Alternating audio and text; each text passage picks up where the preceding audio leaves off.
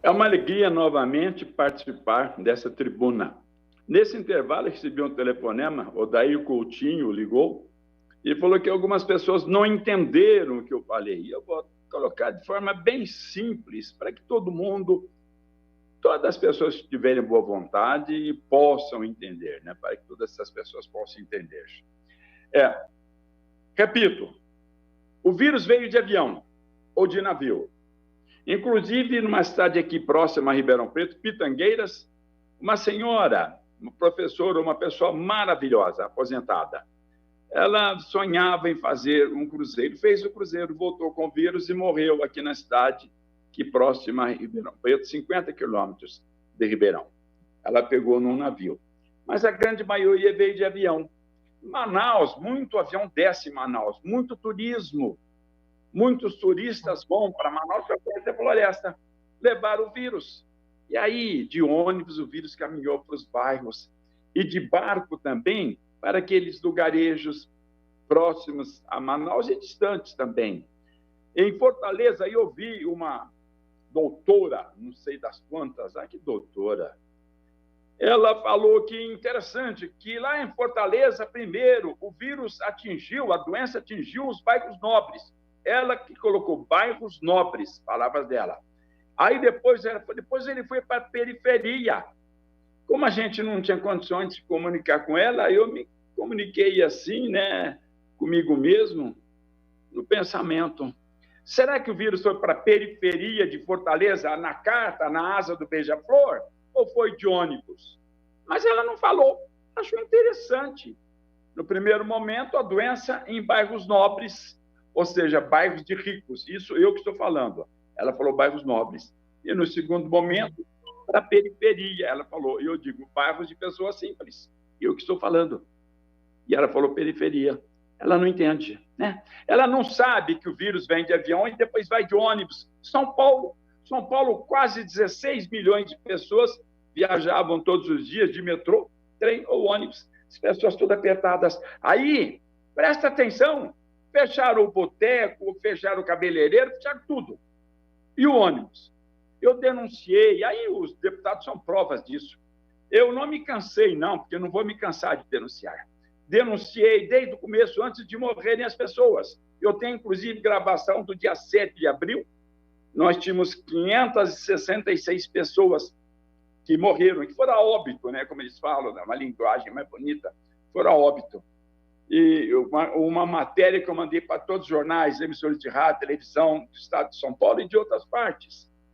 Uma matéria escrita, falando também. E no dia 8 já surgiram 667 pessoas que foram a óbito. Então, isso tudo foi dito, foi explicado. E eu estava falando aqui da doença. Ela chega nas pessoas. Em algumas pessoas, não faz nada. Em outras pessoas, ela é grave, em outras, ela é crítica. Mas por quê? É a composição do sangue, não é o documento. O vírus não sabe ler e não vê ali o nome da pessoa. Não. Nós tivemos aí perto de São Paulo, que eu já falei e vou repetir, para quem não entendeu, para entender, uma festinha de família, 28 pessoas. Uma das pessoas tinha o vírus sem sintomas, ou seja, assintomático. E ela transmitiu para 13 pessoas ali no local. Dessas 13, tinham 3 irmãos.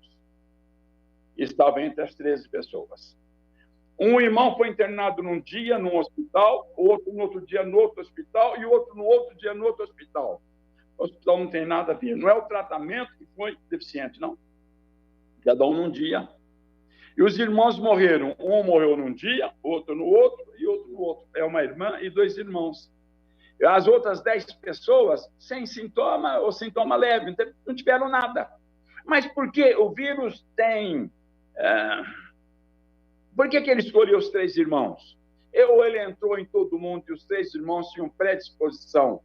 Ou o tipo do sangue, será que não foi favorável? O ambiente ali não foi favorável para o vírus se reproduzir? Todo mundo sabe que o vírus fica cavucando a célula até romper uma membrana e entra na célula. O vírus é pequenininho perto da célula. E aí ele se multiplica de forma louca. E aí eu escuto os cientistas falando, olha, o vírus não tem vida. Não tem vida, não. Não tem vida. É um grão de areia que você joga assim, ele sai lá dentro no sangue, sai furando veia por conta própria, se reproduz.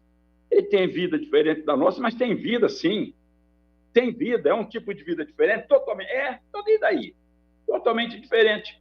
Então, eu quero dizer o seguinte: não é porque a pesquisa tomou o rumo no momento que deverá continuar apenas desse rumo, não.